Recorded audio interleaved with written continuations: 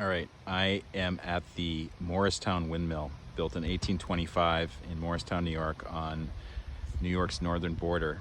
And across the river there is Brockville, Canada. It used to be called Elizabethtown, Canada. And this area was the site of some really bizarre incidents that took place during the War of 1812. Now, this historical marker here, it mentions that there was a battle between two boats from the British side and the American side, and they basically pounded at each other.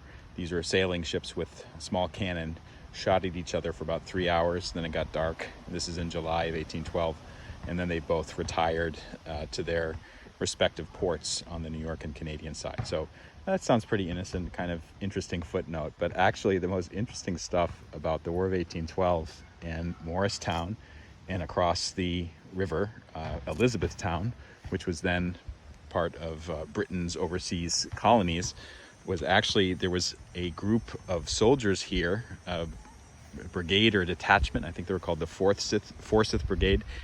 When the water froze during the winter, they went across the river and they invaded and they attacked the British garrison there, and I think they forced them to surrender, and then they came back, and then later on the British garrison, they went across the ice at Ogdensburg, which is about 10 miles downriver, and they invaded that side and took some prisoners. So there was some strange goings on during the War of 1812, and actually that culminated a whole series of kind of sad and sorry events that took place in northern New York, what was then northern New York, when it was a British colony, when it was still part of Britain's overseas colonies before the Revolution. There was basically a big power conflict going on, great power conflict between the French, between the English, later on between the Americans, and of course the Native Americans who had been here longer than any European power. They were caught in the middle. They were often forced to take sides.